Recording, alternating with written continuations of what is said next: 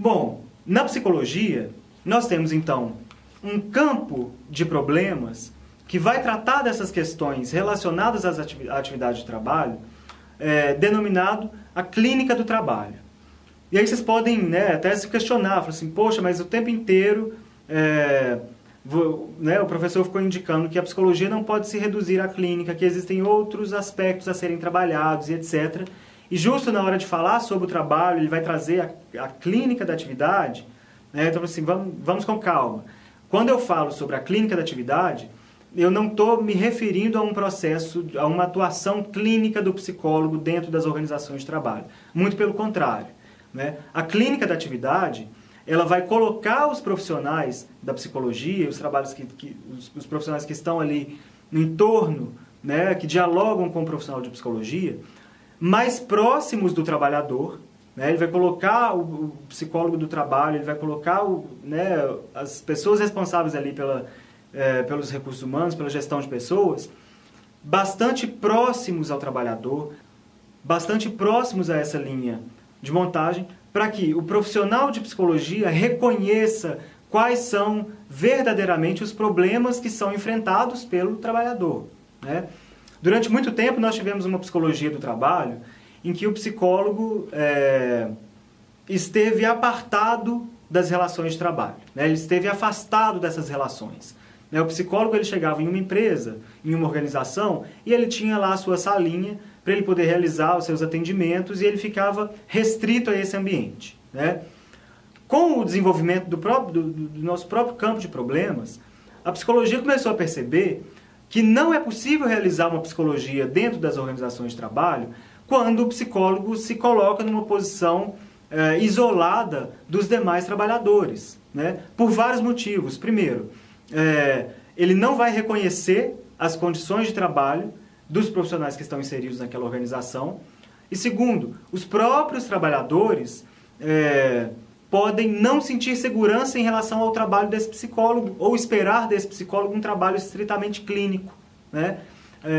O psicólogo do trabalho, quando ele está inserido em uma organização, ele tem que estar próximo ao trabalhador para perceber quais são as necessidades dele, quais são os elementos que produzem algum sentimento de mal-estar, os sentimentos que vão ali, que estão envolvidos num índice alto de faltas no trabalho, de adoecimento, para que ele possa, junto aos gestores da organização, reivindicar por condições de trabalho melhores.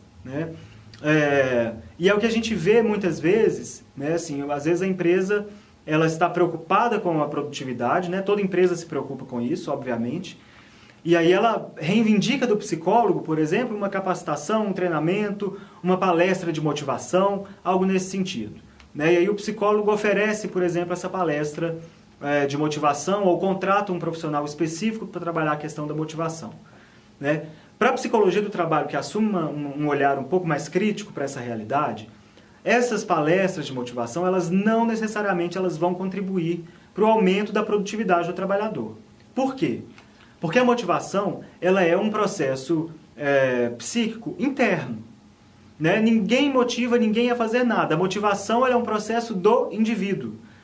Um psicólogo dentro de uma organização, ele pode estimular um trabalhador a realizar a sua tarefa, a realizar seu trabalho de uma forma específica, mas ele não tem o poder de motivar ninguém. Ninguém tem esse poder. Essa questão da motivação, ela deve ser interpretada em relação às condições de trabalho em que o trabalhador está inserido. Não adianta nada nós contratarmos, por exemplo, o melhor palestrante para falar sobre motivação dentro de uma empresa, e ele vai lá, ele fica uma semana, 2 dias, o que quer que seja, ele faz a palestra dele, realiza outras atividades, rodas de conversa, o que quer que seja, para aumentar a produtividade. Mas se esses trabalhadores eles não tiverem condições de trabalho adequadas, se eles não tiverem ferramentas adequadas de trabalho, programas de incentivo, programas de participação, por exemplo, nos lucros da empresa, se eles não tiverem a possibilidade de se reconhecer no produto do seu trabalho, não tem palestra que dê conta da motivação desse trabalhador. Isso ali vai servir para poder cumprir uma burocracia mas não vai ter um efeito esperado, né? Ele pode até melhorar alguma coisa, mas aquele efeito esperado dos indivíduos saírem dali verdadeiramente motivados e se manterem motivados durante, né, 2 meses, 3 meses, 6 meses, 1 ano, né, você pensar essa motivação no longo prazo, isso não, geralmente isso não acontece, né? Bom, são temas aí, discussões da clínica da atividade que estão presentes no nosso campo de problemas. A primeira delas, essa diferenciação entre trabalho e emprego, né? Eu já falei dela lá no início dessa videoaula. Por trabalho, a psicologia do trabalho compreende os processos de transformação da natureza. Então, dá para a gente pensar, a transformação da natureza. O ser humano, quando ele, por exemplo, usa uma árvore, né, para fazer tábuas de madeira e ele constrói uma casa, onde ele vai se abrigar do tempo, né? Isso é trabalho. Por mais que ele não receba por isso, enfim, isso é trabalho. Transformar a natureza é trabalho. O emprego, ele vai estar relacionado aí à venda da força de trabalho, né, para uma empresa, para uma organização, que é o que a gente tem visto na sociedade contemporânea. Então é preciso pensar quando eu estou falando de trabalho e quando eu estou falando de emprego. A psicologia do trabalho, né, ela tem um olhar crítico para as nossas relações, né, dentro das organizações de trabalho, que estão ali regulamentadas pelo Código de Leis Trabalhistas, que vão pensar, né, assim, vai pensar os processos de adoecimento do trabalhador, vai pensar as condições de trabalho desse indivíduo, né? Então o olhar está para o trabalhador que sofre, para o trabalhador que não encontra condições de trabalho que são adequadas para ele realizar o trabalho dele, né? Essas condições, né, na sociedade contemporânea a gente dá o nome de emprego. A ação no trabalho, né, assim, a psicologia do trabalho tem o interesse de saber quais são as possibilidades de agir de um indivíduo dentro da organização de trabalho em que ele está, né? Ele consegue, por exemplo, uma autonomia nos processos de decisão em relação ao trabalho dele ou não, né? Isso vai depender muito do lugar que ele ocupa dentro do organograma da empresa, né? Se ele está numa posição de chefia, né, de gestão, é extremamente importante esse indivíduo ter autonomia nas decisões que ele vai tomar, né? Se ele está numa posição de gestão e ele não tem autonomia para decidir em relação ao seu trabalho ou em relação ao trabalho de outros indivíduos, né, ele ocupa uma posição contraditória dentro da organização, né? Então, o psicólogo que está dentro de uma organização, ele tem que pensar isso, né? Os gestores, os diretores, qual que é o limite da ação desses indivíduos, né? Para o trabalhador que está lá na linha de montagem, que está na ponta, né, que está, por exemplo, na relação com o cliente, ou que está produzindo a mercadoria propriamente dita, qual que é a extensão da ação dele? O que ele pode decidir do seu processo de trabalho e o que ele não pode decidir do seu processo de trabalho, né? Como que a gente vai ficar sabendo isso? Conversando com o trabalhador, né? Por isso que a clínica da atividade, ela vai colocar o psicólogo em contato direto com quem está trabalhando no local onde os indivíduos estão trabalhando. É muito diferente da gente ficar numa outra postura, guardados dentro de uma sala, esperando que os problemas cheguem até nós, né? Isso aí não contribui, né, para o desenvolvimento das relações de trabalho de uma organização. O psicólogo do trabalho, o psicólogo que está lá na gestão de pessoas, ele tem que estar em contato com os indivíduos o tempo inteiro, pensando, né, as possibilidades de agir junto desse indivíduo. Uma outra questão extremamente importante para nós é a questão do sentido do trabalho, né? Muitas vezes a gente vai naquela velha discussão sobre a motivação, né? Dentro dessa discussão pensar, o sujeito consegue atribuir um sentido, um significado para o trabalho que ele desempenha?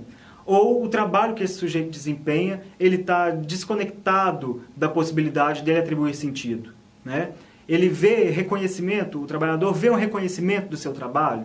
Ele tem seu trabalho reconhecido? Ou ele não tem o seu trabalho reconhecido, ele não atribui um sentido para aquele trabalho, né? Como que se dá essa relação? Se não existe a possibilidade do sujeito atribuir um sentido para o seu trabalho, não existe a menor possibilidade também dele ser um trabalhador motivado, né? A motivação está atrelada necessariamente ao sentido que o sujeito dá para o trabalho dele, né? A finalidade daquele trabalho. Uma outra questão, né, que estou falando o tempo inteiro, são os processos de motivação, que vão ser pensados sob várias perspectivas, sob vários cortes, e a questão do adoecimento no trabalho. Né? Assim, quando acontece esse adoecimento, quais são os setores que estão, né, com um índice de adoecimento muito grande, muito elevado, e aí o psicólogo vai tentar compreender por que desse processo de adoecimento. Né? Será que isso tem a ver com a dinâmica das relações dentro daquele setor? Ou será que isso tem a ver com a dinâmica das relações do setor com a gestão? Enfim, são inúmeras questões que vão atravessar esse processo que o psicólogo tem que colocar em questão, e para isso ele precisa de contar com toda uma equipe de trabalho, né, que está ali no entorno dele. Bom, pessoal, então gostaria mais uma vez de reforçar a necessidade de vocês retomarem a leitura do texto escrito, né, para poder aprofundar essas questões. Eu apenas citei as questões mais importantes aqui que estão sendo trabalhadas no texto, e aí fica um convite para vocês, e qualquer dúvida é só me procurar, ou por e-mail, ou no portal, que a gente vai conversando e solucionando as dúvidas que forem aparecendo. Muito obrigado.